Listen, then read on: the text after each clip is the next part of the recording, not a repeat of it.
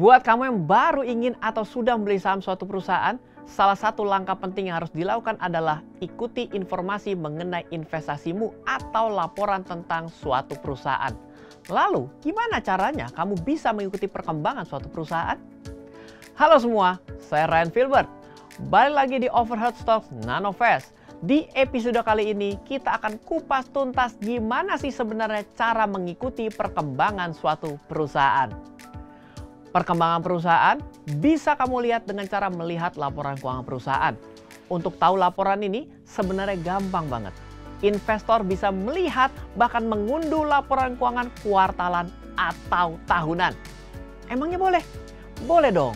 Sebab ada aturan yang menyebutkan bahwa perusahaan publik secara global diwajibkan untuk membuat dan menyediakan laporan penghasilan setiap kuartal atau tahunan untuk para investornya. Laporan keuangan ini memberi banyak informasi buat investor atau calon investor. Selain performa perusahaan secara keuangan, laporan juga berisi performa manajemen dan perubahan terhadap strategi keseluruhan mereka. Laporan perusahaan juga diharuskan untuk mengungkapkan semua perubahan berarti dalam bisnisnya, seperti perubahan kepemimpinan tingkat senior, investasi strategis, atau akuisisi. Kamu bisa lihat laporan perusahaan ini melalui berbagai situs web. Di Amerika Serikat, EDGAR adalah situs web nasional yang melaporkan semua pengungkapan perusahaan publik. Selain itu, ada juga situs web seperti TradingView, Yahoo Finance, Google Finance, Bloomberg, dan Investing.com.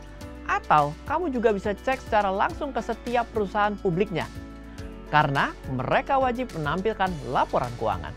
Sedangkan untuk melihat laporan keuangan perusahaan Indonesia yang sudah go public, kamu bisa mengeceknya langsung di situs web Indonesian Stock Exchange. Lalu, saat membaca laporan keuangan perusahaan, apa saja yang harus diperhatikan? Ini dia poin-poinnya. 1. Laba bersih dan ekuitasnya naik. 2. Return on equity di level 15% atau lebih. 3. Membayar dividen 30-40% atau lebih dari laba bersih perusahaan dalam setahun. 4. Utangnya kecil atau maksimal sama dengan nilai ekuitasnya. 5. Utang yang mengandung bunga seperti utang bank, jumlahnya kecil. 6. Saldo laba positif dan angkanya lebih besar dibanding modal disetor perusahaan. 7. Aset turnover ratio besar.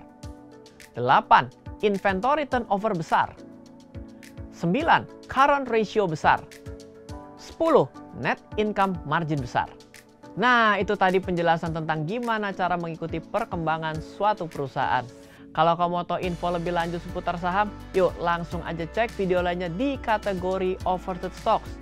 Dan kalau kalian baru di sini, jangan lupa untuk subscribe, tekan tombol like, share, dan komen di bawah kira-kira video apa lagi yang kita bahas.